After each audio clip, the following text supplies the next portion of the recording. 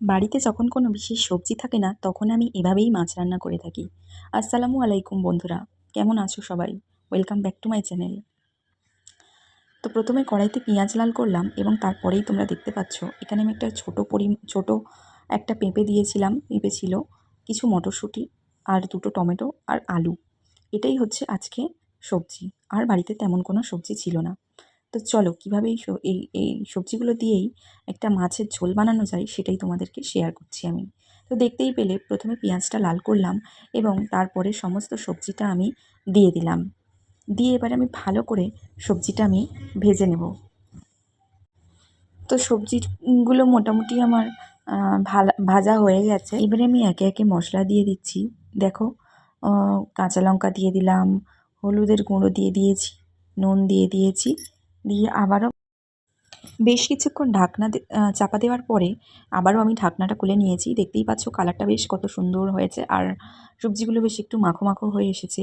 এরপরে আমি আদা রসুন দিয়ে দেব এর মধ্যে পরিমাণ মতন, দিয়ে আবারও আমি ভালো করে নাড়াচাড়া করে নেব।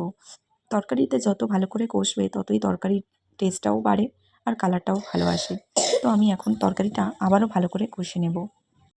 তো আদা রসুন দেওয়ার পরে আমি আবারও ঢাকনা চাপা দিয়ে দিয়েছিলাম। তো ঢাকনা খুলে এখন দেখলাম মোটামুটি টমেটোটা বেশ গলে গেছে আর কালারটাও অন্যরকম হয়ে গেছে।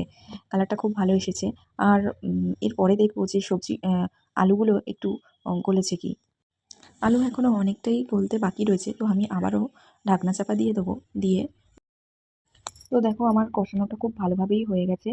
আর এবারে আমি আ উম পরিমাণ মতন হালকা অল্প করে পানি দিয়ে নেব। দিয়ে এবারে আমি আলুগুলো একটু ঘেঁটে দেব। আলুগুলো ঘেঁটে দিলে ঝোলটা একটু বেশ মাখো, মাখো হবে আর ভালোও বাড়িতে লাগবে যখন খেতে। সেরকম কোনো সবজি থাকে না, আমি আমার শাশুড়ি মাকে দেখেছিলাম এইভাবেই রান্না করতে। তো আমি আজকে এভাবেই রান্না করছি। আর এভাবে রান্না করলে অনেকটাই ভালো লাগে খেতে।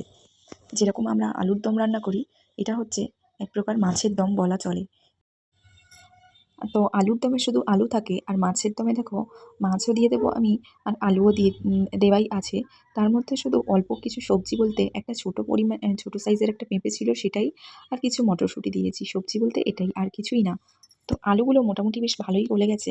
আর আমি এখন আলুগুলোকে ভালোভাবে ঘুঁটে দেবো, যাতে ঝোলটা একটু ঘন হয়ে যাবে আর আলুগুলো একটু মাখা, মাখা হয়ে যাবে। যেসব ফ্যামিলিতে আলু পছন্দ করে না বা পাতে গোটা, গোটা আলু পছন্দ করে না, এভাবে আলুগুলো ভেঙে গেলে খেতে ভালো লাগবে। তো আমি এবারে পরিমাণ মতন পানি দিয়ে দিচ্ছি। ঝোলের পানিটা দিয়ে দিলাম। এবার দিয়ে খানিকক্ষণ ফুটিয়ে নেব। আগে থেকে ভেজে রেখেছিলাম যে মাছগুলো, এবার সেই মাছগুলো এক এক করে আমি ঝোলের মধ্যে দিয়ে দেব।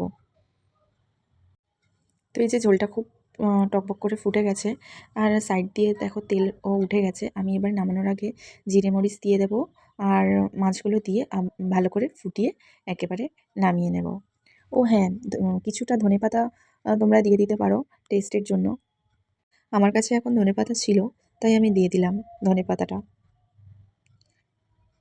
আর এবারে আমি এক এক করে ভাজা মাছগুলো দিয়ে দিচ্ছি তরকারির মধ্যে। তরকারির টেস্টটা আরও বেড়ে যাবে। একবার হলেও বাড়িতে এটা ট্রাই করে দেখতে পারেন সবাই। এটা খেতে খুবই ভালো লাগে। সিম্পল একটা রান্না, যখন কোনো সবজি থাকে না বাড়িতে, তখন এভাবে রান্না করলে রান্নাটাও ভালো হয় আর বেশ ভালোই লাগে। মোটামুটি আমার মাছের ঝোল পুরো রেডি, মাছের দম। তো যদি কোথাও একটু ভালো লেগে থাকে তাহলে অবশ্যই আমার ভিডিওটা লাইক, কমেন্ট, শেয়ার করো এবং সাবস্ক্রাইব করতে ভুলো না। এই যে ছিল ফাইনাল লুক।